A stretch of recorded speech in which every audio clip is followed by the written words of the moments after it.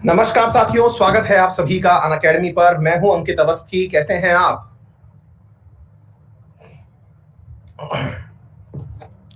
Hopefully आप सभी लोग बहुत मस्त हैं, स्वस्थ हैं, अपनों के साथ सुरक्षित हैं।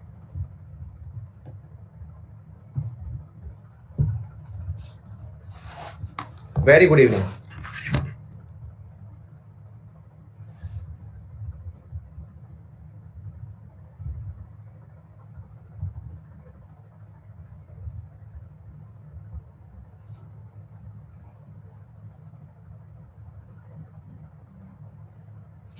गुड इवनिंग अमित, प्रिया, मयूर, अंकिता, ऋषभ, कमलेश, नेहा नहीं बेटा, मोहित एकदम बढ़िया, हरिहर, डीजे, पायल, अश्विनी, सुभाष और सौरभ ने तो भैया गुरु जी, अब ये क्या लिखा है, गुरु जी डो सौरभ बड़ी क्रिएटिविटी से लिखा है भाई। Very good evening, very good evening. सभी को बहुत सारा आशीर्वाद, बहुत सारा प्यार। Good evening, very good evening.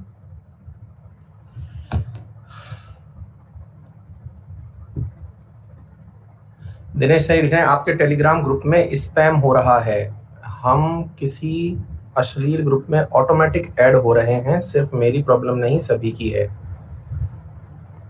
मेरे टेलीग्राम ग्रुप में तो बेटा कोई भी ऐड हो नहीं सकता ऑटोमेटिकली, और उसकी वजह से कहीं और ऐड हो रहे हो। देखो क्या है, मेरे नाम से कोई भी टेलीग्राम चैनल को ज्वाइन मत करना अनटिल अनलेस उसमें ये नंबर ना देख रहे हो कि कितने बच्चे जुड़े हुए हैं, क्योंकि मेरे यहाँ पे किसी और की एंट्री है नहीं, केवल मैं ही मैसेज डाल सकता हूँ। और 54.3 के सब्सक्राइबर हैं अंकित अवस्थी सर नाम से जो टेलीग्राम है उसके ऊपर, ठीक है। और दूसरा है हमारा GK by Ankit Awasthi sir, उस पर 2 लाख स्टूडेंट हैं। दोनों में ही किसी भी जगह पर चैट अलाउड नहीं है, तो मेरी जगह तो कुछ हो नहीं सकता। हाँ, बाकी जो है वो कोई और बहुत सारे अंकित अवस्थी नाम से बहुत सारे हैं, तो मैं उसका तो खैर कैसे आपको जानकारी दे सकता हूँ, क्योंकि बहुत सारे लोगों ने बहुत कुछ बना रखा है। हाँ, मेरा जो आप जिसको ज्वाइन कर सकते हैं वो ये है, मैं लिख देता हूँ यहाँ पे, यही एक ऑफिशियल है मेरा, बस नंबर से आप पहचान लें, बाकी और कोई सॉल्यूशन नहीं है।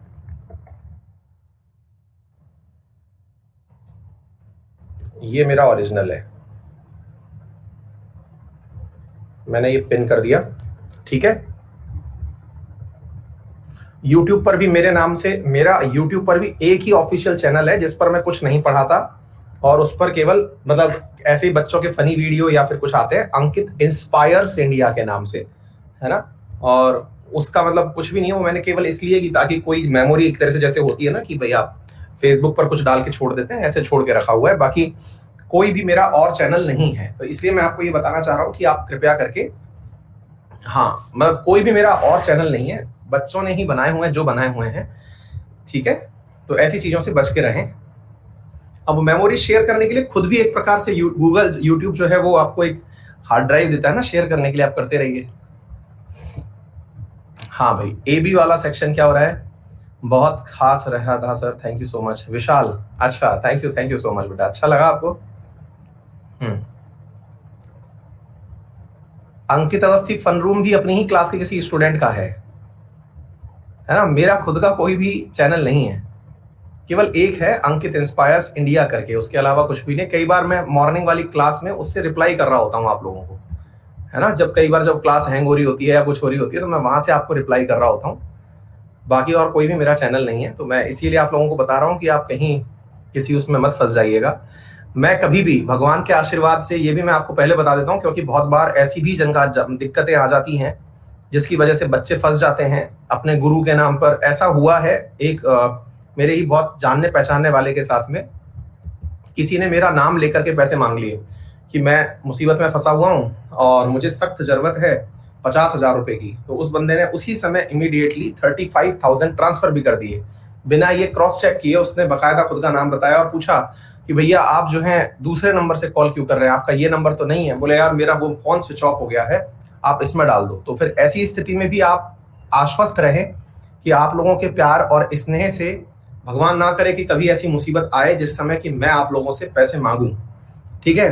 और अगर ऐसी कोई मुसीबत आती भी है तो उस समय मेरा कोई ना कोई वीडियो फुटेज या मैसेज जरूर आएगा, तो ही आप कुछ उस पर, भगवान ना करे मतलब काल रात्रि कोई ऐसी आ जाए कि जिस समय मुझे आप लोगों की आवश्यकता पड़े कि भैया अब कुछ मदद मेरी कर दो क्योंकि मैं बहुत मुसीबत में फंस गया हूं। भगवान ना करे ऐसा दिन आए, मैं ही आप लोगों की मदद करूं क्योंकि आपका बड़ा भाई हूं। तो मैं ऐसी स्थिति में रहूं कि मैं आपकी मदद करने के लिए बना रहूं, है ना। मैं मतलब ईश्वर से यही प्रार्थना करूंगा। लेकिन फिर भी ऐसे स्पैम से बचने के लिए सबसे पहले आप सामने वाले का फोटो या ऑडियो मतलब वीडियो के माध्यम से कोई जानकारी आए तो ही आप उसे सही माने। आजकल वीडियो भी एडिट हो जाते हैं, है ना। तो मेरा जो फेसबुक प्रोफाइल है या फिर टेलीग्राम ओरिजिनल प्रोफाइल है, जहां मैं ओरिजिनली उस चीज को अपडेट करूं मेरी आवाज के साथ, क्योंकि बहुत कुछ फर्जीवाड़ा है आज के जमाने में, ठीक है ना। तो आप कृपया करके इन सब चीजों को मतलब पूरी तरह से आश्वस्त रखें और कहीं भी ऐसी जगह पर ना फंस जाएं, ठीक है बेटा। तभी जरूरत पड़ेगी तो मैं फ्रंट में आकर के आप लोगों को बताऊंगा, ठीक है। हाँ ठीक है, चलिए शुरू करें। सर आपसे पर्सनल बात कौन करना चाह रहा है भाई? हाँ मोहित लिख रहे हैं सर। हाँ Abhijit Ghosh from West Bengal, love you sir. रहूं उतना रेस्पेक्ट बढ़ रहा है, जितना दिन ढल रहा है उतना रेस्पेक्ट बढ़ रहा है, क्या बात है। नितेश शर्मा, आपसे मुझसे पर्सनल बात करनी हो तो बेटा इस टेलीग्राम चैनल पर चले जाना। इस टेलीग्राम के डिटेल में कॉन्टेक्ट नंबर दिए हुए हैं, हमसे संपर्क करने की जानकारी दी हुई है। अत्यंत आवश्यक होगा तो आपको मेरी टीम मुझसे कनेक्ट करवा देगी, ठीक है। अत्यंत आवश्यक होगा, वो खुद ही डिसाइड करते हैं कि आपका कॉल किस आवश्यकता के लिए आया है ना। तो अगर बहुत ज्यादा जरूरी होगा तो वो खुद कनेक्ट करवा देंगे, ठीक है। आओ बेटा। हाँ CGL CHSL सब पोस्टपोन होने की खबर अब ऑफिशियल आ चुकी है, इसके बारे में भी आप जानकारी ले लो। लेकिन अभी तो अपन ज्ञान की गंगा में गोते लगा रहे हैं, तो इस तरह की बातें भी चलती रहेंगी और पढ़ाई भी होती रहेगी, है कि नहीं। आ जाओ बेटा। कल हम उपाधियों का अंत कर चुके थे और आज हम अपने जीवन का सबसे बड़ा आर्टिकल, कहते हैं कि ये दौलत भी ले लो, ये शोहरत भी ले लो, मुझको लौटा दो बस वो बचपन का सावन, वो कागज की कश्ती और वो बारिश की बूंदें। मेरे प्यारे साथियों, जो इंडियन पॉलिटी जानते हैं वो इंडियन पॉलिटी जानने वाले कहते हैं कि हमसे सब कुछ ले लो, हमें केवल 4 आर्टिकल दे दो। और वो 4 आर्टिकल कौन से हैं? वो 4 आर्टिकल हैं आर्टिकल 19, आर्टिकल 21, आर्टिकल 32 और आर्टिकल 13। ये केवल 4 आर्टिकल हैं। अगर किसी व्यक्ति के पास में ये 4 आर्टिकल हैं, कौन कौन से? 13 नंबर, 19 नंबर, 21 नंबर और 32 नंबर, तो वो इस देश में क्या, वो दुनिया के कहीं पर भी अपना जीवन प्रॉपर तरीके से काट सकता है। उसे किसी की सहायता की जरूरत नहीं है। फिर मतलब ईश्वर आकर के खुद आपसे पूछे कि नहीं नहीं, मैं तो केवल आपको 3 ही अधिकार दूंगा, तो फिर आप उनसे कहिए कि एक काम करिए, आप आर्टिकल 19 भी ले लीजिए, मुझे केवल एक आर्टिकल मतलब 3 आर्टिकल दे दीजिए। कौन कौन से? 13 नंबर दे दीजिए, 19 नंबर तो 13 नंबर दे दीजिए, 21 नंबर दे दीजिए, 32 नंबर दे दीजिए। फिर आपसे पूछा जाए कि नहीं बेटा, अब आपके लिए आर्टिकल की सीमाएं समाप्त होती हैं। उसके बाद आपसे कहा जा रहा है कि अब आपको केवल 2 ही ऑप्शंस मिल सकते हैं, तो बताइए कौन सा लेना चाहेंगे। तो फिर आप मांगेंगे कि मुझे आर्टिकल 21 और आर्टिकल 32 दे दीजिए, मुझसे 13 भी ले लीजिए। फिर भी आपसे पूछा जाए कि नहीं, आपको केवल एक ही आर्टिकल मिल सकता है, तब आप कहेंगे कि मुझे केवल आर्टिकल 21 दे दीजिए। तो अब आप सोच के देखिए कि कितना बड़ा आर्टिकल है 21 नंबर आर्टिकल, जिसको हम केवल एक लाइन में पढ़ते हैं। और वो लाइन कितनी है? वो लाइन केवल इतनी है कि मुझे जीने का अधिकार दे दो, मुझे बस जीने दो, है ना। I can't breathe, I want to live, ठीक है। तो बस मुझे जीने का अधिकार दे दो, मैं बाकी सब कर लूंगा। आ गई बात समझ में? ये है मेरे प्यारे साथियों आर्टिकल 21। तो आज का सेशन बड़ा अच्छा होने वाला है। यूपीएससी बोर्ड से फोन आया था अनअकैडमी की तरफ से, ऐसा हो सकता है क्या? सचिन फर्जी है भाई। अनअकैडमी जब भी फोन करेगी आपको, कुछ भी करे, अनअकैडमी का केवल एक ही तरीका है, और मैं आपको मल्टीपल टाइम, देखिए आजकल हमारे नाम पर बहुत कुछ होता है ना। हमारे देश में बहुत कुछ होता है।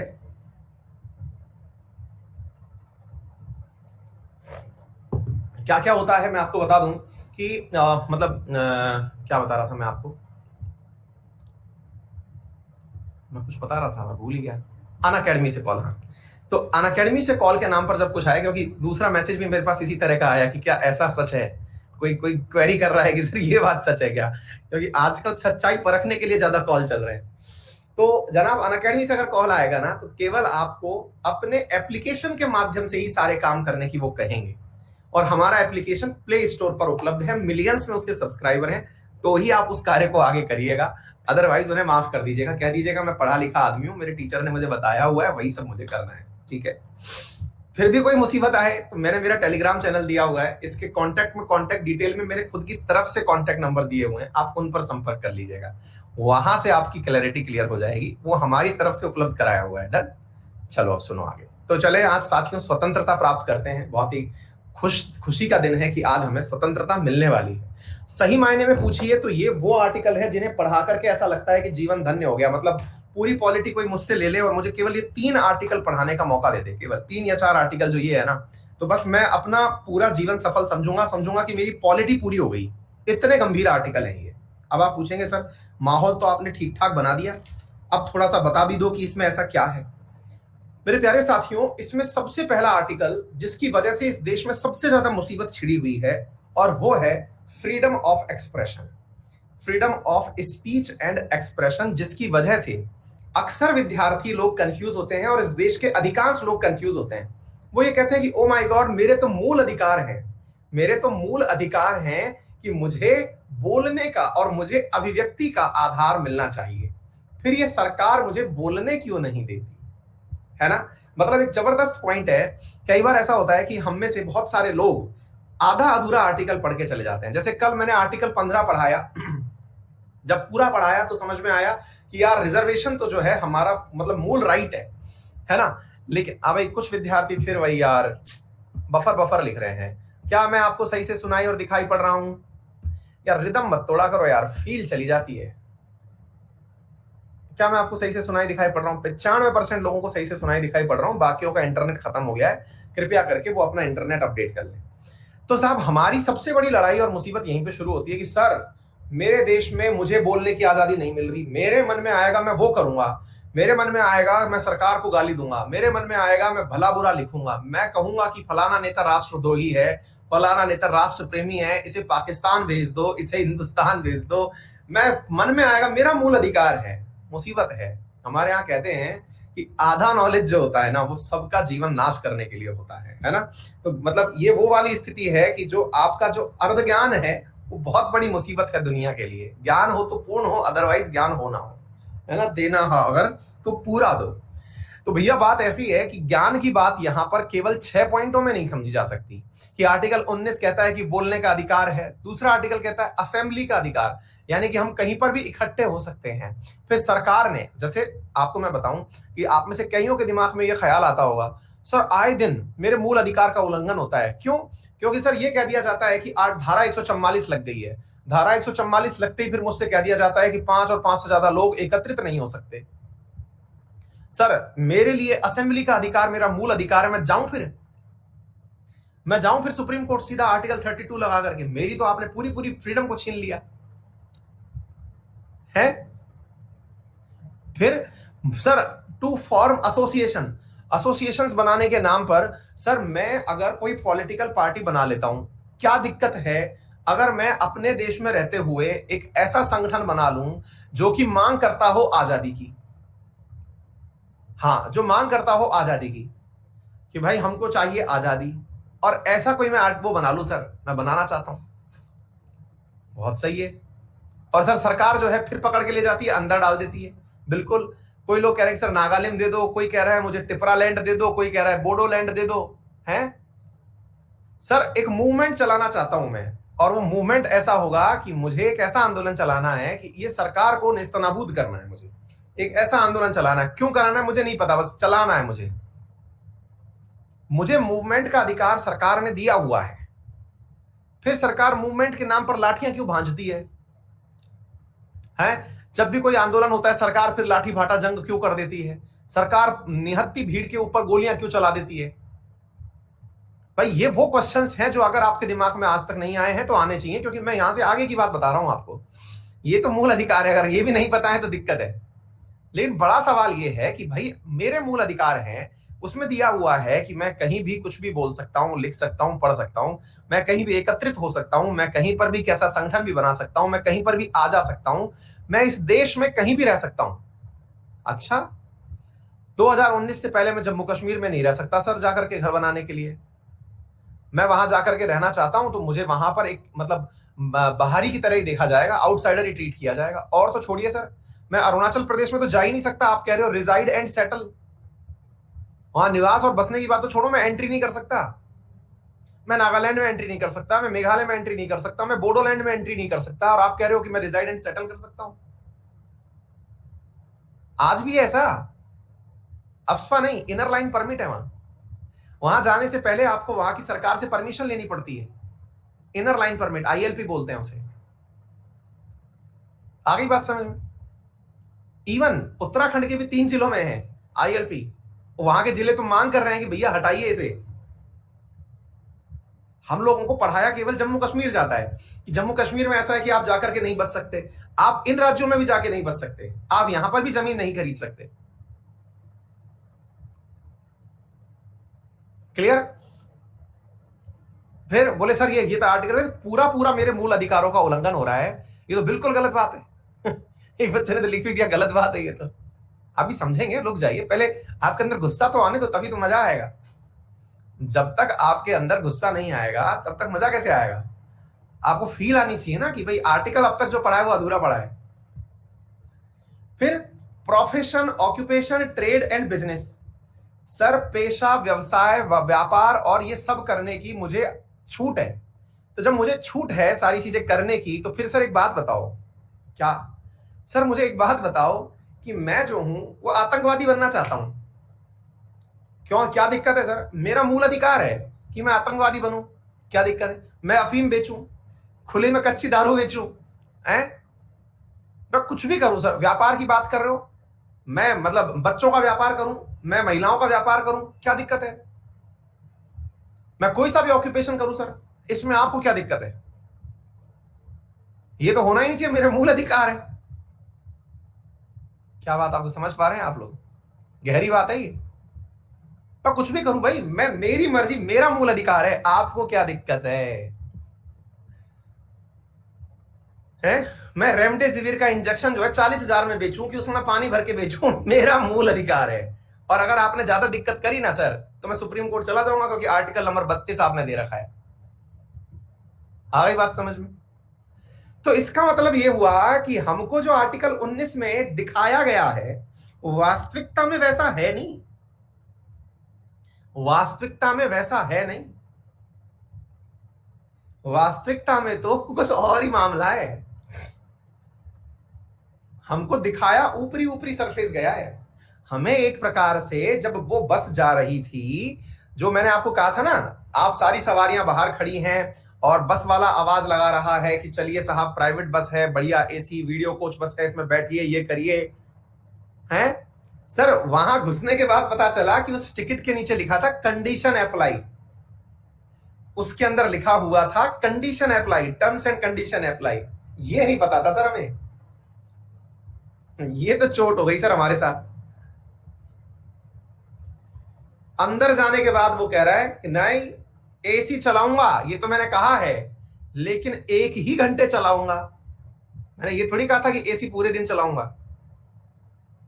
है, आपको फ्रंट सीट पर बैठने का मौका मिलेगा, लेकिन मैंने ये थोड़ी कहा था पूरे टाइम आप ही बैठोगे, बारी बारी से बैठोगे। हर व्यक्ति को बिठाऊंगा, पहले तेरा नंबर हो गया, चल तो पीछे चल, अब दूसरा नंबर आएगा वो बैठेगा। मैंने ये थोड़ी कहा था 1 बाय 1 बैठो। मैंने कहा था सबको सीट मिलेगी, मैंने ये थोड़ी कहा था पूरे सफर में मिलेगी। आजकल सरकार कुछ ऐसा ही कर रही है। उसने आर्टिकल इतनी गहराई से पढ़ लिए हैं, समझ लिए हैं कि वो उन आर्टिकल के बीच में, इसे कहते हैं रीड बिटवीन द लाइंस, कि चीज लिखी हुई है, उसमें जो नहीं लिखा हुआ है वो पढ़ लेना। खेला हो गया, खेलो हो वो। आ गई बात समझ में? मैंने कहा था सबको सीट मिलेगी और मैंने फुल बस भर ली। सबको सीट मिलेगी तो फिर फुल बस में कैसे मिलेगी? बोले भाई बाकी जितने लोग बैठ लिए, खड़े हो जाओ, अब औरों का नंबर है। आ गई बात समझ में? ये क्या है? ये इसका मतलब ये है कि हमको यहां पर ये समझना होगा कि हमारे आर्टिकल्स जो दिए हुए हैं वो एब्सोल्यूट नहीं है। वो क्या नहीं है? एब्सोल्यूट नहीं है। तो फिर क्या है? उनमें मेरे प्यारे साथियों रीजनेबल रेस्ट्रिक्शंस हैं। हमको दिए गए आर्टिकल्स में रीजनेबल रेस्ट्रिक्शंस हैं, यानी कि उनमें तार्किक रूप से कुछ प्रतिबंध लगाए गए हैं। उन प्रतिबंधों से परे कुछ भी नहीं है। अगर आपको लगता है कि आपको freedom of speech and expression है और आप इसके नाम पर एक ऐसा लेख लिख देते हैं जिससे पूरे देश के अंदर यह माहौल फैल जाए, क्या माहौल फैल जाए कि साहब कोरोना जो है वो एक दूसरे की तरफ देखने से हो रहा है, आपने इस सत्य को स्थापित कर दिया। बिल्कुल वैसे ही जैसे 5G से कोरोना फैल रहा है, इस सत्य को स्थापित करने में बहुतों ने दिमाग लगा दिया।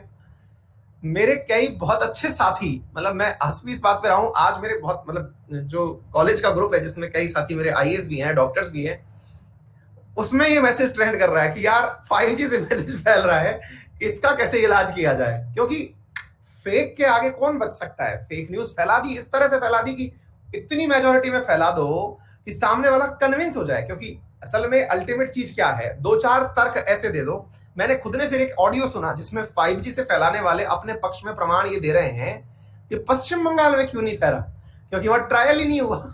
क्या किया जाए ऐसे लोगों का, बताइए? है फिर पहाड़ी इलाकों में क्यों नहीं फैला, क्योंकि वहां 5G का ट्रायल ही नहीं हुआ। उनके तर्क भी देख करके ऐसा लगता है कि यार वाकई में ये लोग बनाने से पहले भी गजब तरीके से कहानी को पहले ड्रॉ करते हैं, फिर डिसाइड करते हैं कैसे फैलानी है। तो भाई बात मुसीबत वाली है कि अगर आपकी वजह से देश में ऐसी पैनिक सिचुएशन बन जाए, कल को मान लो ये न्यूज इतनी ज्यादा फैला दी जाए कि 5G से कोरोना फैल रहा है कि लोग पता चल रहा है टावर तोड़ रहे हैं, मतलब लोग हॉस्पिटल छोड़ो टावर ढूंढ ढूंढ के तोड़ने लग रहे हैं। और दुनिया के दुश्मन देश तो चाहते ही हैं कि आप टावर तोड़ो, आपकी इकोनॉमी 2 मिनट में ठप हो जाए, पहले ही गरीबी में मारे जा रहे हो। और पता चल रहा है टावर टूटने लग रहे हैं, लोग पत्थर फेंक रहे हैं, खींच खींच के मार रहे हैं, और फिर एक दूसरे को फोन पे कह हो रहे हैं कि यार फोन नहीं लग रहा। भाई तूने तोड़ दिया टावर, मतलब उन्मादी भीड़ को कुछ भी कर सकते हो। तो ऐसी स्थिति में आपको रोकना होगा। अब यही आपको समझना है कि ये रीजनेबल रेस्ट्रिक्शंस कहां लिखे हुए हैं। मैं फिर से किताब दिखा रहा हूं, औचित्य तो नहीं है लेकिन फिर भी आपके विश्वास के लिए। इस किताब में आर्टिकल 19 के अंदर अब आपको यहां पर पॉइंट नंबर 2 लिखा हुआ है। देखिए पहले पढ़िए 19 नंबर आर्टिकल। 19 नंबर के नीचे ABCDE लिखा हुआ है। आप जब 19 नंबर आर्टिकल पढ़ते हैं तो इस 19 नंबर आर्टिकल के अंदर मेरे प्यारे साथियों सबसे पहला जो पॉइंट नंबर 1 लिखा हुआ है, मेरा कैमरा मुझे जूम करते करते हैंग हो गया है, रुकिए मैं आपको दिखाता हूं। देखिए ये 19 नंबर आर्टिकल है और ये 19 नंबर आर्टिकल में आप इधर देखिए 1 नंबर पर आपको एक पॉइंट दिख रहा होगा, रेड लाइन जो खींच रखी है इसके ऊपर, इसको बोलते हैं आर्टिकल 19 का clause 1। Article 19 clause 1 clear. Clause 1 के नीचे ABCDEF लिखा हुआ है, EF क्या बोलते हैं, E और G लिखा हुआ है। ये क्या है? इन्हें बोलते हैं सब क्लॉज, यानी कि article number 19 clause 1 sub clause A। Clear? मतलब इसको ऐसे पढ़िए आप, आर्टिकल 19 के अंदर क्लॉज 1 ऐसे लिख दिया और सब क्लॉज ABCD ऐसे पढ़ा जाता है। इसको समझ में आ गया? तो बोला कैसे जाएगा? Article 19 clause 1 sub clause A, ऐसे बोला जाएगा इसे। फिर आर्टिकल नंबर 19 सब क्लॉज 2। तो अब आप इधर देखिए, आर्टिकल 19 सब क्लॉज 2 जो है वो नीचे लिखा हुआ है, इधर देखिए दिख गया होगा, जी के जस्ट नीचे लिखा हुआ है। अब जी के जस्ट नीचे लिखा हुआ है और ऊपर देखिए ए पर लिखा हुआ है two freedom of speech and expression, और इधर 2 के आगे देखिए क्या लिखा हुआ है। अब मैं आपको पढ़ के सुनाता हूं इस चीज को, जिनको दिख गया कोई बात नहीं, लेकिन जिनको नहीं दिखा उनके लिए तो मैं बोल के सुना ही रहा हूं। लेकिन एक चीज होती है ना, किताब में मैंने भी देखा, मतलब भाई तूने देखा, बोले हाँ मैंने भी देखा, तो अपनी आंखों पर विश्वास होता है। तो मैं वो बात आपको सुना करके सुना रहा हूं। इसमें क्या लिखा हुआ है? Nothing in sub clause A, which one? This one, 19 clause 1 sub clause A. तो article 19 clause 2 states that nothing in sub clause ए, यानी कि इस सब क्लॉज के अंदर ए ऑफ क्लॉज A1। देखिए ये लाइन पढ़िए, देखिए क्या लिखी हुई है। ये थोड़ी कानूनी भाषा है लेकिन सीख जाएंगे तो मजा आएगा, मजा आएगा। देखिए nothing in sub clause A of clause 1। अगर दिख रहा हो तो जी के जस्ट नीचे 2 लिखा हुआ है, वहां तक पढ़िए, ठीक है। अच्छा, फिर उसके आगे लिखा हुआ है और यही सबसे रोचक है, nothing in sub clause A of clause 1 shall affect the operation of any existing law. यानी कि इसके अंदर कोई भी बात ऐसी नहीं होनी चाहिए जिसकी वजह से ऑलरेडी बना हुआ कोई भी नियम प्रभावित हो, और prevent the state from making any law. यानी सब क्लॉज 1A के अंदर जो स्पीच एंड एक्सप्रेशन लिखा हुआ है, ये कहीं ऐसा राइट ना बन जाए जिसकी वजह से सरकार को देश चलाने में दिक्कत आए। सरकार कोई राइट, कोई मतलब कानून बनाने जाए और पता चल रहा है कि वो कानून अटक गया, लोग आर्टिकल नंबर 13 के तहत उस आर्टिकल को पकड़े, सुप्रीम कोर्ट ले गए, क्योंकि आर्टिकल 13 ऑलरेडी कहता है कि सरकार कोई भी ऐसा प्रस्ताव, ऐसा कोई भी बिल, ऐसा कोई भी एक्ट नहीं ला सकती, ऐसा कोई भी अध्यादेश नहीं ला सकती जो कि पार्ट 3 में दिए गए मूल अधिकारों को कम करता हो। तो भाई ऐसी स्थिति में तो आप अगर कुछ भी कानून बनाने लगे और आपने कल को कहा कि भाई लोग फेसबुक पर कोई भी ऐसी पोस्ट नहीं डालेंगे जो अफवाह फैलाए, आप उठाए उस पोस्ट को, सुप्रीम कोर्ट लेके पहुंच गए कि सुप्रीम कोर्ट महोदय आर्टिकल 13 में ऐसा ऐसा लिखा हुआ है, आर्टिकल 13 में लिखा हुआ है कि मेरे पास में ये अधिकार है कि आपको ऐसे अधिकारों की मतलब संरक्षण करना चाहिए जो मेरे मूल अधिकारों का उल्लंघन करते हो। सरकार ने कह दिया कि फेसबुक पर पोस्ट नहीं करना चाहिए। मुझे तो फेसबुक पर बहुत बढ़िया बढ़िया फोटो डालनी थी जिन्हें देख करके मेरे मित्र खुश हो जाते हैं। फिर तो बोले ऐसी स्थिति में मुझे क्यों रोका जा रहा है? तो भाई ऐसी स्थिति में यहां पर साफ साफ मेंशन है, क्या लिखा हुआ है, और prevent the state from making any law in so far as such law impose reasonable restrictions on the exercise of the right conferred by the said subclause in the interest of sovereignty and integrity of India। मतलब देश की संप्रभुता, संप्रभुता मतलब आपकी किसी हरकत की वजह से हम देश के गुलाम ना बन जाएं, किसी दूसरे देश के गुलाम ना बन जाएं। पता चले कि आप 5G की इतनी अफवाह फैला दिए कि पता चल रहा है कि चाइना से गुलामी मिल गई, हमें दहेज में मिल गई कि भाई चाइना वाले कह रहे हैं कि हो गया तुम्हारा काम, अब आएगा हुआवे, तुम्हारी सारी चीजें समेट के ले जाएगा। मतलब आपकी हरकतों से ऐसा ना हो जाए। और मैं आपको बता रहा हूं साथियों, ये 5G वाली न्यूज जितनी भी स्प्रेड हो रही है, हो सकता है सरकार थोड़े दिन में फिर ये आदेश दे दे कि 5G के सारे मैसेज डिलीट कर दिए जाए। आ गई बात समझ में? और सुनिए साथियों, एंड इंटीग्रिटी ऑफ इंडिया, यानी कि आपकी हरकतों से ऐसा ना हो जाए कि देश के अंदर संप्रभुता को खतरा पहुंचे और देश की एकता को खतरा पहुंचे। पता चले आपकी वजह से ऐसा उन्माद फैल गया। क्या कारण होता है कि बहुत सारे ऐसे राजनेताओं को जो कि भड़काऊ बयान देते हैं उन्हें पुलिस गिरफ्तार कर लेती है। वो तो अपने कह सकते हैं कि मैं तो मेरा फ्रीडम ऑफ एक्सप्रेशन और स्पीच दे रहा था, मुझे क्यों गिरफ्तार किया गया? क्योंकि आपकी वजह से देश की अखंडता को खतरा है, इसलिए आपको पकड़ा जा रहा है। The security of the state, देश की सुरक्षा को आपकी वजह से खतरा हो जाए।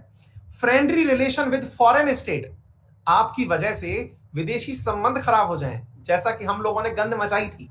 हमने जितनी ओली की मूवी बनाई है हमारे देश में उतनी शायद कहीं ना बनी होगी। ओली इतना फेमस नेपाल में नहीं होगा जितना हमारे यहां पर है। हमने उसकी ओली की कहानी बना दी भैया चाइना वाली एक मैडम के साथ में, और हमारे बड़े बड़े दिग्गज जो पत्रकार हैं वो इसके अंदर प्रसिद्ध थे। ऐसी ऐसी कहानियां बनाई कि ओली के साथ हमारे संबंध खराब हो गए, ओली ने रिश्ते तोड़ लिया। अरे चल क्या रहा है, मतलब कुछ भी बना रहे हो। आपके यहां पर मीडिया हाउसेज जो काम कर रही हैं, ऐसी स्थिति में आपको पता होना चाहिए कि भारतीय मीडिया को नेपाल में बैन कर दिया गया, ठीक है। अच्छा, तो ऐसी स्थिति में हमारे विदेशी देशों के साथ संबंध खराब नहीं होने चाहिए, पब्लिक ऑर्डर नहीं बिगड़ना चाहिए, यानी जो डिसिप्लिन है, जो पुलिस के साथ व्यवसाय हो रहा है वो नहीं बिगड़ना चाहिए। डिसेंसी और मॉरलिटी और in relation of contempt of court, ऐसी कोई भी बात आप मत बोल दीजिएगा जिसकी वजह से कंटेम्प्ट ऑफ कोर्ट हो जाए। इसी कारण से प्रशांत भूषण को ₹1 का जुर्माना सहन करना पड़ा था। आपको बात समझ में आ रही है? कंटेम्प्ट ऑफ कोर्ट में प्रशांत भूषण ने जब ये बोला कि जस्टिस बोबड़े तो भैया हार्ले डेविडसन की सवारी कर रहे हैं और दुनिया को लॉकडाउन में डलवा रखा है, तो ऐसी स्थिति में उनके ऊपर कंटेम्प्ट लगा। क्यों? क्योंकि उन्होंने कोर्ट की अवमानना करी थी, कोर्ट के खिलाफ टिप्पणी करी थी। आप कुछ भी नहीं बोल सकते हैं, मतलब बोल सकते हैं लेकिन कुछ भी, ये अलाउड नहीं है, ठीक है। इसके अलावा defamation and incitement of to an offence, आप ऐसा नहीं कर सकते कि आप किसी को अपने निज हित के लिए किसी को डिफेम करने लग जाएं। जैसे आपको यदि मालूम हो तो देश में जब मोदी जी का शासन नहीं था तो मोदी जी को बहुत सारी पॉलिटिकल पार्टी तरह तरह के नामों से पुकारा करती थी। वो नाम लेना भी फिलहाल के लिए डिफेमेशन काउंट किया जा सकता है, इसलिए मैं नहीं लूंगा। तो नाम से पुकारा करती थी कि ये तो यों है, ये तो यों है। वो डिफेमेशन था और उसके ऊपर सजा का प्रावधान है। अगर वो मानहानि का केस लगा देते हैं तो इसके ऊपर सजा का प्रावधान है। आप ये नहीं बोल सकते कि मेरे पास freedom of speech and expression है, जी नहीं। क्या आपको मेरी बात समझ में आ गई? तो कहने का अर्थ क्या है? कहने का अर्थ है मेरे प्यारे साथियों कि हमारे यहां पर आर्टिकल 19(1) में जो लाइन लिखी हुई है वो छोटी सी है, इतनी सी लाइन लिखी हुई है, the freedom of speech and expression. हम सोच के खुश हो जाते हैं, वाह भाई वाह, मजा ही आ गया, इतनी सारी फ्रीडम हमको दे दी गई, मजा आ गया। और नीचे ही जब हम खोल के देखते हैं तो भाई जो सब क्लॉज 2 के अंदर बातें लिखी हैं, क्लॉज 2 के अंदर बातें लिखी हैं वो 5 लाइन की हैं। यानी कि पॉइंट नंबर ए तो 1 लाइन का है और जो 2 नंबर सब क्लॉज है वो भैया 5 लाइन का है। क्या आपको मेरी बात समझ में आ गई? क्या आपको मेरी बात समझ में आ गई? मतलब एक पॉइंट के पीछे जो रीजनेबल रेस्ट्रिक्शंस दिए वो पेज भर के दिए। ऐसे ही आपका सब क्लॉज 2 पढ़ लीजिए। उस सब क्लॉज 2 के लिए जो देखिए यहां पर जो ये लिखा हुआ ना, सब क्लॉज बी लिखा हुआ है असेंबली। अब देखिए इधर आपने 2 पढ़ा, अब इधर देखिए नंबर 3 लिखा हुआ है। एग्जैक्टली जो ए वाले के लिए ऊपर लिखा हुआ था नथिंग इन सब क्लॉज ए, ऐसे इसमें देखिए nothing in sub clause B. ऐसे ही 4 में 3 के बाद 3 में चलिए, 3 के बाद 4 में चलिए, सब क्लॉज सी। ऐसे ही सारे सब क्लॉज देख लीजिए आप, शायद आपको दिख जाए। 5 नंबर पर देखिए, 6 नंबर पर देखिए, सारे सब क्लॉज के लिए मैं केवल आपको यह दिखाना चाह रहा हूं कि हर सब क्लॉज के लिए रीजनेबल रेस्ट्रिक्शंस दिए हुए हैं, पढ़ाना नहीं चाह रहा हूं। आ गई बात समझ में? मतलब हम केवल ऊपर वाला पढ़ें, हम केवल ऊपर वाला पढ़ें, ये हमारी गुस्ताखी है साथियों। असल में तो जो सब क्लॉज नीचे लिखे हुए हैं, अब आप कह रहे हैं कि सर पढ़ा दीजिए। मजेदार बात बताऊं, सेम लाइन कॉपी पेस्ट की गई है क्लॉज 2 में, क्लॉज 3 में, क्लॉज 4 में, क्लॉज 5 में, सब जगह एक ही लाइन है। और क्या है? Integrity, sovereignty, public order, security. ये चीजें नहीं टूटनी चाहिए। यानी कि अगर आपने क्लॉज 2 पढ़ लिया तो लगभग आपने सब कुछ पढ़ लिया। आ गई बात समझ में? अब मजा आया आप लोगों को फ्रीडम ऑफ एक्सप्रेशन पाके? बोलिए जी, क्या आप लोगों को अब प्रॉपर आनंद आया? फ्रीडम ऑफ एक्सप्रेशन आपको मिल गया है? उम्मीद है आप सभी लोग अपनी फ्रीडम पाकर के बहुत खुश होंगे।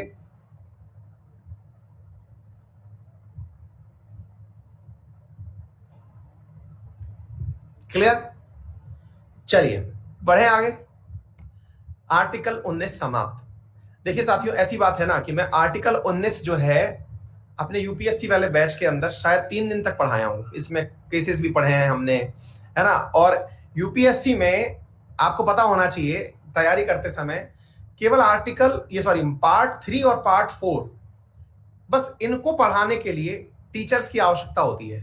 बाकी तो सारे पार्ट बच्चे खुद ही पढ़ सकते हैं। अभी भी मैंने यूपीएससी लेवल टच नहीं किया है। केवल पार्ट 3 और पार्ट 4 पढ़ाने के लिए टीचर्स की आवश्यकता होती है।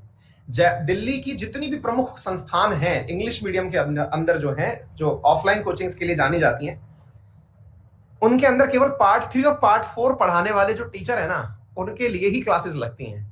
उसके बाद तो बच्चे को कह दिया जाता है कि ये चैप्टर जाना, लक्ष्मीकांत में लिखा हुआ है, पढ़ लेना। इंग्लिश मीडियम वालों ही बात कर रहा हूं मैं। मेजर खेला पार्ट 3 और पार्ट 4 में ही है, क्योंकि भारत पूरा चल ही इन 2 पार्ट से रहा है, पार्ट 3 और पार्ट 4। बाकी सब फर्जीवाड़ा है। पार्ट 3 बोले तो मूल अधिकार, पार्ट 4 बोले तो डीपीएसपी। ये 2 चीजें अगर एक अच्छे एस्पिरेंट को समझ में आ जाती है, एक भारत के नागरिक को समझ में आ जाती है ना, तो उसका लगभग सारा काम हो जाता है। क्लियर? क्लियर? चलिए आगे बढ़ते हैं मेरे प्यारे साथियों। अनुच्छेद नंबर 20 पर चलते हैं। अब एक विद्यार्थी कह रहे हैं कि सर कंगना का ट्विटर अकाउंट क्यों सस्पेंड हुआ? मुझे नहीं पता दोस्त। हाँ जी, अनुच्छेद 20 पर चलते हैं, आगे साथियों बात करते हैं। अपराधों के लिए सजा के संबंध में संरक्षण। देखिए, मैं इस लाइन को यहां से तो पढ़ ही रहा हूं, और उसके अलावा जो है मैं यहां से भी आपको पढ़ूंगा, यानी कि मूल किताब में से भी पढ़ूंगा, बेयर एक्ट में से भी पढ़ूंगा। इसमें लिखा हुआ है article 20 provide protection against arbitrary and excessive punishment to any person who commit an offence. This article can not be suspended even during an emergency in operation under article in 359। 352 number article जो होता है, जिसके through national emergency आती है। 356 के through आप लोग राष्ट्रपति शासन पढ़ते हैं, 360 के थ्रू फाइनेंशियल इमरजेंसी पढ़ते हैं। आर्टिकल 352 जो है वो सेल्फ इंप्लीमेंटरी होता है, 358 को साथ में लेके आता है। 359 आपको लगाना पड़ता है। 359 के तहत ये लिखा हुआ है कि आर्टिकल 20 को आप नहीं छीन सकते। आर्टिकल 20 में ऐसा है क्या जिसको नहीं छीनने की बात की गई है? आर्टिकल 20 और 21 ऐसा है क्या? आइए अब मैं बात बताता हूं मेरे प्यारे साथियों। यहां पर अब आप लोगों को आर्टिकल नंबर 20 जो है वो पढ़ के सुनना होगा, और इससे आज ही आप में बहुत कॉन्फिडेंस आ जाएगा। आज ही आप में बहुत सारा कॉन्फिडेंस आ जाएगा। आपको लगेगा अरे भाई साहब, अब तो पुलिस वालों के सामने से यूं निकलेंगे, जूम, है ना? चलिए चलिए आर्टिकल नंबर 20 पढ़ते हैं, सुनते हैं जरा ध्यान से। आर्टिकल 20 लिखा हुआ है साथियों, ध्यान से सुनिएगा। Protection in respect of conviction for offence. मैं बोल के सुना रहा हूं, आप लोगों के मतलब की बात है, जितनी है उतनी मैं सुना दे रहा हूं। बाद में जो भी चीजें होंगी वो मैं आपको अलग से बोल के सुनाऊंगा। आप लोगों को तो केवल इतना समझना चाहिए, अपराधों के लिए सजा के संबंध में संरक्षण दे रखा है आर्टिकल 20 में, इतना है। लेकिन देखिए, कुछ चीजें टीचर अपनी खुशी के लिए भी पढ़ाता है, और विशेष रूप से मेरा जैसा अगर कोई टीचर हो तो मैं ये आपके लिए नहीं, मैं मेरे लिए पढ़ा रहा हूं, क्योंकि मुझे मजा आता है इन चीजों को पढ़ के। और मेरा जीके पढ़ाना भी जो है वो खुद की खुशी के लिए ज्यादा है, आपसे ज्यादा मेरी खुशी के लिए है। क्योंकि मैं जीके अभी मतलब मुश्किल से पढ़ाते हुए 1.5 साल हुआ है मेरे को भाई, वो सच्चाई तो ये है, ठीक है। अब 2 साल हो जाएगा जीके पढ़ाते हुए, मतलब अब जुलाई में जो है ना, 1 जुलाई को 2 साल हो जाएगा। उससे पहले मैंने जीके का जी भी नहीं पढ़ाया था, और मुझे मजा आता है, इसलिए मैं आपको भाई साहब मजे दिला रहा हूं। पढ़ा खूब है मैंने जीके, मैंने लगातार 3-4 साल जीके पढ़ा है, पढ़ करके लास्ट 1.5-2 साल से पढ़ा रहा हूं। इससे पहले मैं साइंस केमिस्ट्री पढ़ाया करता था, और ठीक ठाक लेवल पे पढ़ाता था। हाँ, बंसल क्लासेस कोटा के अंदर पढ़ाया करता था। मैं क्या खा रहा हूं, आप भी खा सकते हैं, दवाई है, विटामिन सी एक्चुअली। सुनिए, वो मेरा थोड़ा सा गला इन्फेक्शन का हो रहा है। सुनिए साथियों, protection in respect to conviction for offence. पहला पॉइंट सुने। अरे भैया, एक विद्यार्थी जो है वो हमसे पढ़े हुए भी हैं क्या? शुभम यदुवंशी लिख रहे हैं कि मैंने पढ़ा है आपसे, ये देखिए। चलिए, हाँ सर, साथियों सुनिए।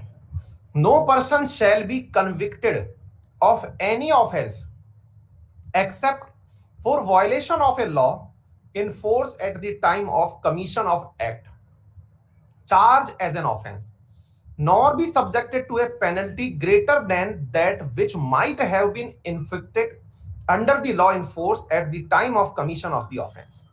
मतलब क्या है? मतलब सिंपल है,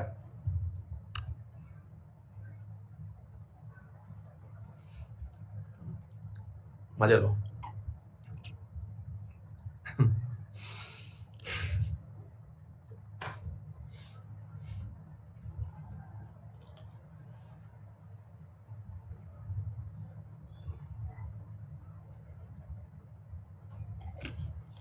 जल में घुलनशील विटामिन सी।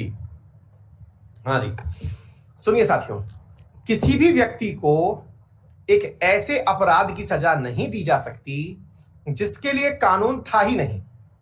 मजेदार बात है ये, दोबारा सुनिए। किसी व्यक्ति को ऐसे अपराध की सजा दी ही नहीं जा सकती जिसके लिए कानून था ही नहीं। जैसे, अब आप में से कई लोग कहेंगे ऐसा कहां होता है सर, हमारी आईपीसी के अंदर तो हर चीज लिखी हुई है। अच्छा, आपकी आईपीसी के अंदर लिखा हुआ है कि अगर कोई आपको स्पैम भेजे, आपको मतलब स्टैक करे, आपको स्टॉकिंग करे, आपको फेसबुक पे हर बार कुछ ना कुछ अपशब्द लिख करके भेजे, आपके अंदर व्हाट्सएप पर बहुत अश्लील मैसेज भेजे, आपको टेलीग्राम पर घसीटे, कुछ अनसंट लिखे, ये लिखा हुआ है क्या आईपीसी के अंदर? मतलब लॉर्ड मैकाले ना हुए, लॉर्ड वाकई में लॉर्ड हो गए। गजब बात करते हो यार। आईपीसी में नहीं था भाई ये सब। तो फिर तो आईपीसी में नहीं था तो फिर बाकी आ कैसे गया? तब ध्यान से सुन लीजिए। इसका मतलब ऑनलाइन फ्रॉडबाजी होने लगी, लोग एक दूसरे को इस तरह की असली चीजें भेजने लगे, तो फिर कानून की आवश्यकता बनी। वर्तमान में साइबर अधिनियम है, आईटी एक्ट है, जिसकी धारा 69A के तहत आज सभा का प्रावधान है। तो फिर तो जो पुराने लोग थे उनको आप ये कह करके सजा नहीं दे सकते कि सुन बेटा इधर आ, अब मेरी सरकार आ गई है। वर्ष 2014 में तुमने इस प्रकार की अभद्र टिप्पणी की थी, अब मैं सरकार में हूं 2015 में, तुमको इस कानून के तहत जेल भेज रहा हूं, जा अब कुछ ऐश करके आ। क्या आपको मेरी बात समझ में आ गई? अरे कोई सी भी सरकार ले लो, मैं तो बोल रहा हूं आपको कहानी सुनाने के लिए। ऐसा होता नहीं है, फिल्मों में होता है, ये वास्तविकता में नहीं है। आप किसी भी व्यक्ति को उसके अपराध की सजा नहीं दे सकते। अच्छा चलिए मैं आपको दूसरा उदाहरण देता हूं, आपका प्रैक्टिकल उदाहरण देता हूं। आप सोचेंगे कि ऐसा होता है क्या? मैं बताता हूं आपको। आपको मालूम है निर्भया गैंगरेप केस में जो मुख्य आरोपी था वो एक माइनर था, 18 साल से कम की उम्र का था। पता है आज कहां है वो?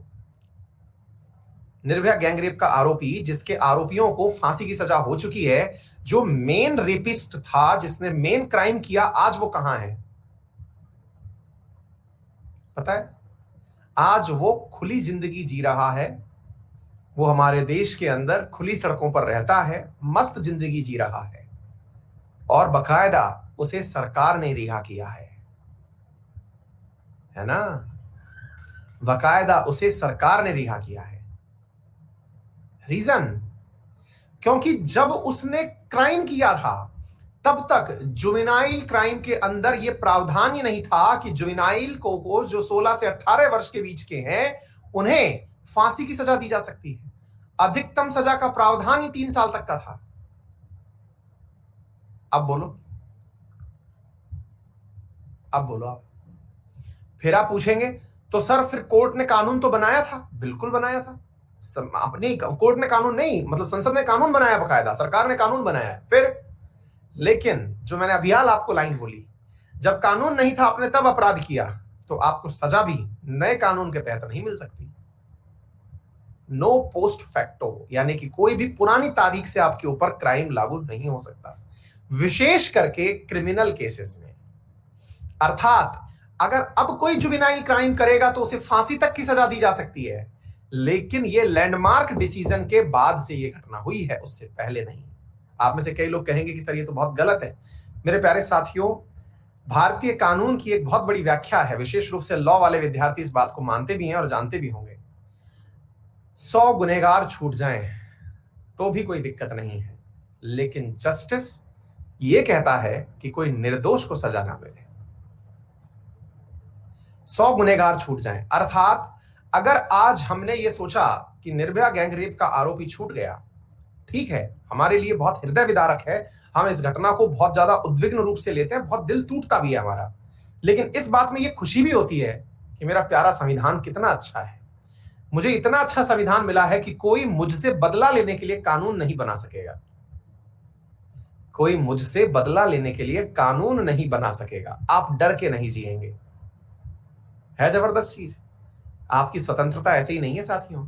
फील आती है कि नहीं आती है? मतलब कई बार तो गूज बम्स आते हैं जब ऐसी लाइन पढ़ते हैं ना, रोए खड़े हो जाते हैं कि यार ये चीज है मतलब असली जो पढ़नी चाहिए। फिर आप पूछेंगे अच्छा सर अगर ऐसा है तो फिर एक बात बताओ, आपने एक लाइन ये क्यों बोली, ओनली इन क्रिमिनल केसेस, बाकी सिविल केसेस में ऐसा हो सकता है क्या? हाँ, ये बात आपने सही पकड़ ली।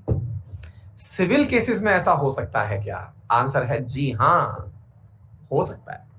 सिविल केसेस में ऐसा हो सकता है, अर्थात अगर किसी ने टैक्स नहीं चुकाया, टैक्स ना चुकाने की सजा आज तक तो नहीं थी, लेकिन कल सरकार आती है और आपसे कहती है कि आपने टैक्स नहीं चुकाया इसलिए आपके ऊपर सजा दी जा रही है, तो ये पॉसिबल है। अब सवाल बनता है सिविल और क्रिमिनल में क्या अंतर है? जहां पर खून बहे वो क्रिमिनल है, बस यूं समझ लो आप, आसान भाषा में। आ गई बात समझ में? जहां पे खून बहे वो क्रिमिनल है। अब एक विद्यार्थी का चोरी में, डकैती में, इनमें तो खून बहता ही नहीं है। बिल्कुल आप सही कह रहे हैं। फिर ये कोर्ट प्रूव करती है कि वो चोरी थी कि नहीं थी, और इसकी पूरी व्याख्या है आईपीसी के अंदर। चोरी क्या है, डकैती क्या है, फ्रॉड क्या है, इनकी आईपीसी की धाराएं हैं। आपके अनुसार जो फिल्म, जो अखबारों में लिखा आता है कि 5 लोगों ने मिलकर डकैती दी, 4 लोगों ने मिलकर के रॉबरी की, ऐसा होता नहीं है। आईपीसी में सबके लिए अलग धाराएं हैं। कभी आइएगा हमारे साथ, आईपीसी की क्लास में बैठिएगा। पढ़ानी है मुझे, आईपीसी की क्लास पढ़ानी है अपने कुछ विद्यार्थियों को। आईपीसी और सीआरपीसी पढ़ाना है मुझे मेरे यूपी पीसीएस वाले विद्यार्थियों को। उनके एग्जाम की डेट आ जाए, उनके लिए लेनी है क्लास। आ गई बात समझ में? पहला पॉइंट समझ में आ गया आप लोगों को? दूसरे पॉइंट पर, इसी में एक दूसरा पॉइंट है, वो सुनते हैं। No person shall be prosecuted and punished for the same offence more than once. अब दूसरा पॉइंट सुनिए। आपके समय पर कानून नहीं था। मान लीजिए कि आपके समय पर कानून नहीं था, एक ऐसा कानून था जिससे आपके दिल को शांति नहीं मिली। जैसे मान लीजिएगा कि जुवेनाइल जस्टिस बोर्ड के द्वारा ऐसा जो नियम बनाया हुआ था जिसमें 16 से 18 वाले माइनर को 3 साल तक की सजा का प्रावधान था। फॉर एन एग्जाम्पल हम ले लेते हैं। अब आपने सोचा कि अब मेरी सरकार आ गई है, मैं क्रांति लेके आया हूं, बाबा लाएंगे क्रांति, और आप क्रांति ले आए। और क्रांति लाते ही आपने क्या किया कि बुलाओ उसे वापस। उसको उस समय पूरी सजा नहीं मिली थी, अब जो है वो खुला घूम रहा है, मैं चाहता हूं कि उसे सजा दी जाए। बोले अच्छा बुलाओ साहब। जान याद रखिएगा साथियों, चाहे उसने 7 दिन की ही सजा काटी हो उस केस में, लेकिन अब सेम धाराओं में उसके ऊपर उसी चीज की सजा नहीं हो सकती। इसका एक बहुत बड़ा लाभ दूं मैं आपको। अगर आपने हेलमेट नहीं लगाया, ये हालांकि चीज सिखाने वाली नहीं है लेकिन फिर भी सीखिएगा, आर्टिकल नंबर 20 है ये। आपने अगर हेलमेट नहीं लगाया और आपका चालान कट गया, उस चालान की रसीद से आप दिन भर घूम सकते हैं। कॉलेज में हम लोगों ने भी खूब ये स्टंटबाजी की है, आपने भी कईयों ने की होगी। क्योंकि हेलमेट लगाते ऐसा लगता था 4 ही तो बाल हैं, ये खराब हो जाएंगे तो क्या होगा है, और बच्चों को दिखेगा ही नहीं कि साहब बाइक पे घूम रहे हैं, है कि नहीं? अब इतनी महंगी बुलेट बाइक लेके आप निकले हो और भाई साहब फटफट फटफट हो रही है, किसी को पता ही नहीं चल रहा कि भाई किसकी फट रही है, तो फील ही नहीं आता ना। तो भाई हेलमेट होना ही नहीं चाहिए। तो ऐसी स्थिति में पहले अपने किसी भाई को पटा के रखो। नुक्कड़ चौराहे पे गए, भैया सुनो यार थोड़ा चालान काट दो। बोले क्यों? बोले यार जो है ना, मैं हेलमेट लाना भूल गया हूँ। बोले यार मैं चालान काट नहीं। अरे यार तुम काटो तो सही यार, आज फुल टशन का मूड है, तुम 100 रुपए का चालान काटो, पर चालान काटना। ठीक है भाई ले चालान काट। अपन मस्ती से घूम रहे हैं बस, बढ़िया। पुलिस वालों ने हाथ दिया, हाँ भाई साहब रुकिए चालान कटेगा। सर है ऑलरेडी, जाने दो। 100 रुपए में फुल। क्यों? क्योंकि आपके मूल अधिकार में आर्टिकल नंबर 20 लिखता है, no person shall be prosecuted and punished for the same offence more than once. है मस्त? आ गई बात समझ में? थर्ड पॉइंट सुनिएगा। No person accuse of any offence shall be compelled to be witness against himself. अब ये क्या है साथियों, ये सवाल जबरदस्त है। तीसरा पॉइंट जो है वो तो और भी मस्त है, और वो क्या है? हाँ, 1 डे का ही होता है वो, ऐसा नहीं है कि जीवन भर का कटवा लिया कि जन्म मरण का साथ है भैया दे दो लाओ। शादी का सर्टिफिकेट थोड़ी है जो साथ साथ साथ जीवन का मिलेगा।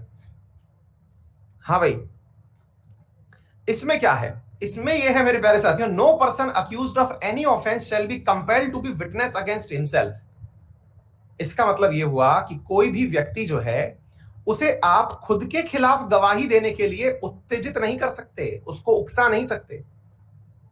अगर आपको मालूम हो तो पूरी की पूरी फिल्मों में अपन जब देखते हैं, पूरी पुलिस इस बात को सिद्ध करने में लगी होती है कि इसी व्यक्ति ने क्राइम किया है।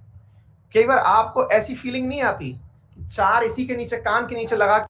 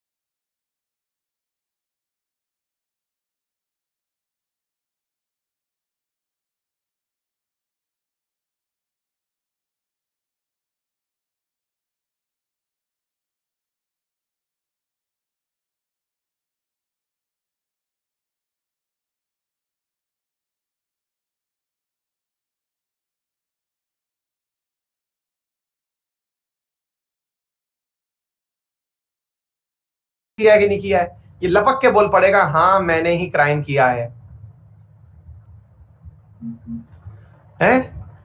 कई बार फीलिंग नहीं आती, इसको बुला, इधर बुला।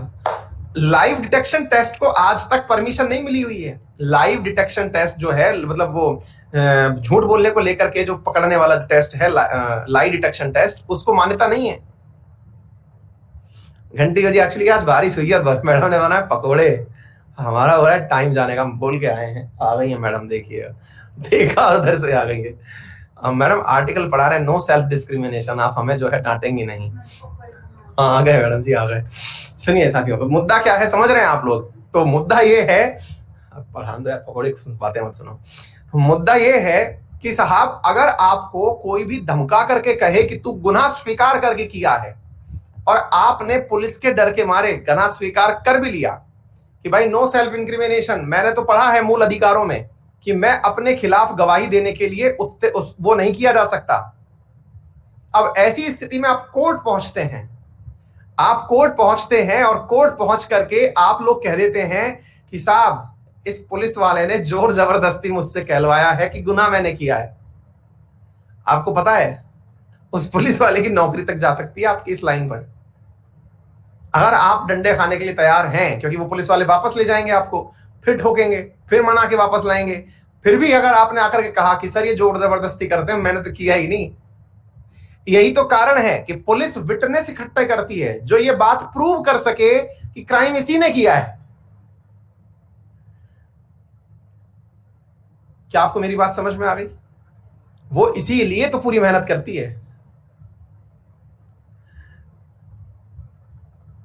उम्मीद है सभी साथियों को बहुत सारी बातें समझने को मिला होगा। मतलब ये असल में ऐसे सेशन होते हैं जिनका ऐसा लगता है कि ये एंडलेस होने चाहिए, मतलब इनमें कभी भी ब्रेक नहीं आने चाहिए। मुझे खुद को देख करके लगता है कि सब समय की सुइयां चल रही होती हैं, यार हट यार, ये कब तक खींचेगा। चलिए, तो फिलहाल के लिए इतना ही, और आनंद लीजिए। अभी 2 दिन मूल अधिकार और चलेंगे, ठीक है ना? फिर उसके बाद में डीपीएसपी 2 या 3 दिन, फिर हम रफ्तार पकड़ेंगे। मतलब असली रफ्तार जो है, हालांकि वो तो कभी भी नहीं आती मेरे बैच में, 2-2.5 महीने तो कम से कम चलती है पॉलिटी। ठीक है, चलो तो मस्त रहो, बिंदास रहो, पढ़ते रहो।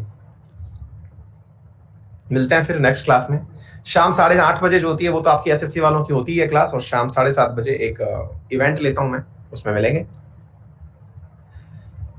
पकोड़ा, परंतु ये मोदी जी वाला नहीं है, मैं खूब अच्छे से कमाता हूं। चलो, बिंदास रहो।